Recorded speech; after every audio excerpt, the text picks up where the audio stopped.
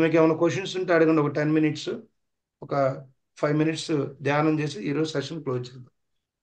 అయ్యా శివ గారు నమస్కారం. నమస్తే సార్. ఈ ధ్యానంలో కూర్చున్నప్పుడు లోపట పండ్లు తెరుచుకుంటున్నాయి, తల పైకి వెళ్ళిపోతుంది. కొద్దిసేపటి తర్వాత మళ్ళీ ఇట్లా అయిపోతుంది అది.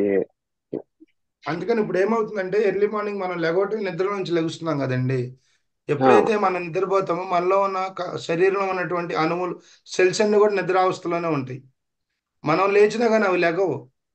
అందుకని ఎర్లీ మార్నింగ్ ఈ యాక్టివిటీ ఎందుకు పెట్టేదంటే మనం ఎప్పుడైతే మనం ఒక యాక్టివిటీ చేసి ధ్యానంలో కూర్చుంటామో లోపల ఉన్న సెల్స్ అన్ని కూడా యాక్టివేట్ అవుతాయి. రే బాబు, వీడు లేచాడు, నేను కూడా లెగవాలని లేచి మన తర్వాత పనికి మనం ఏదైతే మెంటల్గా ప్రిపేర్ అవుతామో అవన్నీ మనకు సహకరిస్తూ ఉంటాయి. ఇప్పుడు మనం ఏం చేస్తున్నాం, ధ్యానంలో కూర్చుంటున్నాము. ఇలా కూర్చున్నప్పుడు ఆటోమేటిక్ నేను చాలా మందిని అబ్జర్వ్ చేస్తున్నా. ఈవెన్ అప్పుడప్పుడు మాకు కూడా అలాంటివి కలుగుతూ ఉంటాయి. మేమే అంత పెద్ద గ్రాండ్ మాస్టర్లు ఏం కాదు, ఇవన్నీ సహజం. ఇలా కూర్చున్నప్పుడు ఏమైంది, మనకు తెలియకుండా ఇలా వెళ్ళిపోవటము, లేకపోతే ఇలా వెళ్ళిపోవటము, కొంతమంది గురక పెడతా ఉంటారు, వాళ్ళు గురక వస్తుంది, ఇలా రకరకాలు ఉంటాయి. అందుకని మన అవేర్నెస్తో ఉండి మనం మెడిటేషన్లో ఉన్నాం. అందుకని వాళ్ళు నేనేం చెప్పాను, ఈ పోచర్ ఉంది కదా వెన్నెముక, కొంచెం స్ట్రైట్గా మరీ ఇలా ఇలా పెట్టమని చెప్పను. మినిమం స్ట్రైట్గా పెట్టుకుంటే మనకి ఆ నిద్రావస్థలో జారుకోదు, తల పక్కకి వెళ్ళదు. తర్వాత ధ్యానంలో ఉన్నప్పుడు కొంతమంది తల ఇలా వెళ్ళిపోతుంది. ఇలా వెళ్ళిందంటే అది ధ్యానం కాదు, అది ఖచ్చితంగా 100కి 200% నిద్ర. అది మనం అన్సేపు చేసినా కూడా అలా కూర్చునే బదులు చక్కగా ఓకే పడుకోండి. గారు. నా మాట ఏనండి. పెట్రోల్ కంటే ఉం? ధన్యవాదాలు. పోతుంది సార్, ప్రాక్టీస్ చేయండి. మీరు రెగ్యులర్గా చేసే ఆ, కొద్ది అన్ని రెక్టిఫై అయిపోతాయి. ఓకేనా? రోజు రోజు చేస్తున్నా 3 సార్లు. ఆ, అది కిందికి నిద్ర రావడం లేదు. అది ఆలోచన స్థితిలో అది పైకి వెళ్ళిపోతుంది తల. అది ఆలోచన రహిత స్థితిలో పైకి వెళ్ళిపోతుంది. పైకి ఇట్లా పైకి వెళ్ళిపోతుంది తల. ఆ అంటే గొంతు ఆరిపోయి అప్పుడు మళ్ళీ సడన్ గా గుర్తుకొచ్చేస్తుంది. సరే, అయితే ఇప్పుడు అది మంచి అనుభవమే సార్. నిజంగా మీరు థాట్లెస్ స్టేట్లో ఉండి మీ తల ఎటు వెళ్ళినా కూడా ఏం కాదండి. దాని గురించి ఆ, కంగారు పెడితే అయితే అలా వెళ్ళినప్పుడు మీరు ఇట్లా ఒకేసారి పెడితే ఈ మెడ నొప్పులు వస్తాయి. అలా. మెడ మెడ పట్టేస్తుంది. కాబట్టి కొద్దిగా అవేర్నెస్తో ఉండి ఆ టైంలో మీరు మళ్ళీ మామూలు స్ట్రైట్గా కూర్చోండి. నేను ప్రతిరోజు చెప్తున్నా, ధ్యానం చేసేటప్పుడు ఎక్కువ వాటర్ తాగండి. మన క్లాస్ అయిపోయే లోపల 1.5 లీటర్ రేపు నుంచి మీరు ఒక బాటిల్ దగ్గర పెట్టుకోండి. క్లాస్ అయిపోయే లోపల ఒక 1.5 అవర్ 1.5 లీటర్ నీళ్ళు తాగేయాలి. ఓకేనా? ఎందుకంటే ఓకే మెడిటేషన్ సార్, ఉంది. లోపల ప్రాసెస్ జరుగుతూ ఉంటుంది. ఒక బండి స్టార్ట్ చేసాము, 100 కిలోమీటర్స్ ఎట్లాగ ఎంత హీట్ జనరేట్ అయ్యింది, అలాగే మన శరీరంలో కూడా ఎన్నో మార్పులు జరుగుతూ ఉంటాయి. దాంతో హీట్ ప్రొడ్యూస్ ఎక్కువ ఉంటుంది. ఎక్కువ వాటర్ కన్జంప్షన్ ఎక్కువ ఉండాలి బాడీకి. అర్థమైందా? ఓకే అది ఓకే చేసినప్పుడు మీకు అవన్నీ బ్యాలెన్స్ అవుతాయి. ఓకే ఓకే సార్, ధన్యవాదాలు. Okay sir, thank you. ఇంకా sir egg veg non veg sir? ఏంటి? ఎగ్ ఎగ్ ఎగ్ నాన్ వెజేనండి. నాన్ వెజ్ చాలా సార్? మంది వెజ్ అంటారు కానీ అవునవును నాన్ సార్. నాన్ వెజే సార్. ఎగ్ కాస్తే వెజ్. ఇప్పుడు మనం చెట్టు నుండి నాటు రాలేదు గుడ్లు కదండి. ఉంటాయి, ఒక నిమిషం. నాటు గుడ్లు చెట్టు ఉంటాయి నుండి సార్. రాలేదు కదా. మేడం ఒక్క నిమిషం. నాటు గుడ్డు పొదిగినాకే పిల్ల వస్తుంది. అంటే పొదగకు ముందు అది పిండ రూపంలో గుడ్లో ఉంటుంది, బయటకు వచ్చాక అది పిల్ల అవుతుంది.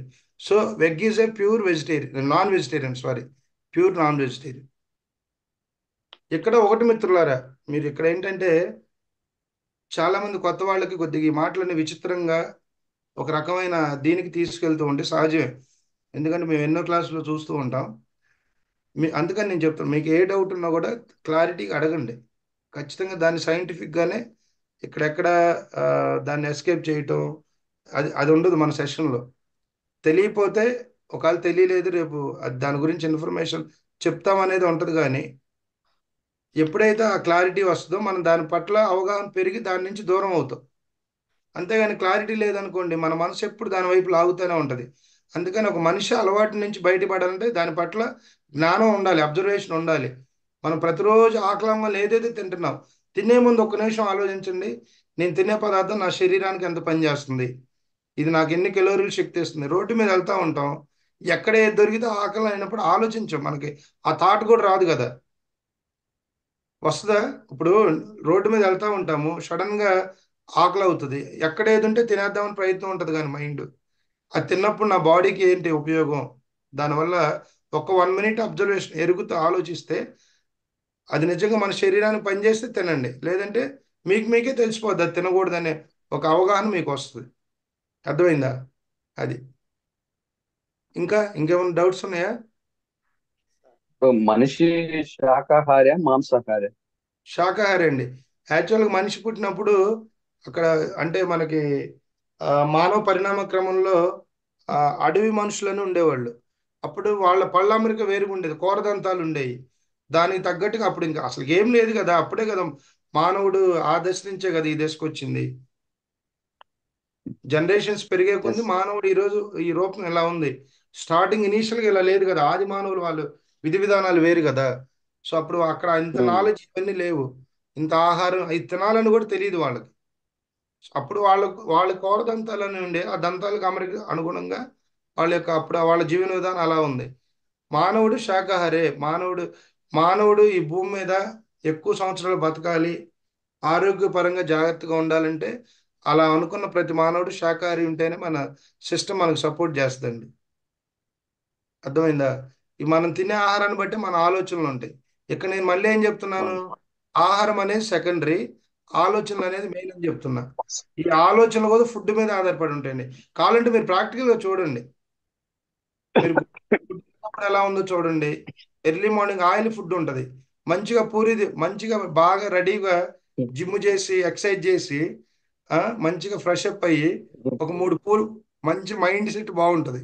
వెంటనే 3 పూరీలు తినండి, కేల్ కథం దుకాన్ బంద్, అయిపోయా, నిద్ర వస్తుంది, పడు. చేసిందంతా వృధా. అవునా కదా? Yes. చేసిందంతా వృధా. ఇది ఎక్కడి నుంచి వస్తుంది, మనం తిన్న ఆహారాన్ని బట్టే కదా సెట్ ఇది మారిపోతుంది. ఒక మంచి స్టూడెంట్ ఉంటాడు, ఇప్పుడు ఎగ్జామ్స్ టైం కదా, వాడు చక్కగా నైట్ అంతా బాగా ప్రిపేర్ అవుతాడు. మమ్మీ ఏం చేస్తుంది, అరే నాన్న నీకు పూరి అంటే ఇష్టం కదా, 2 పూరీలు తిన, వీడు ఎగ్జామ్ హాల్కి వెళ్ళి నిద్రపోతాడు.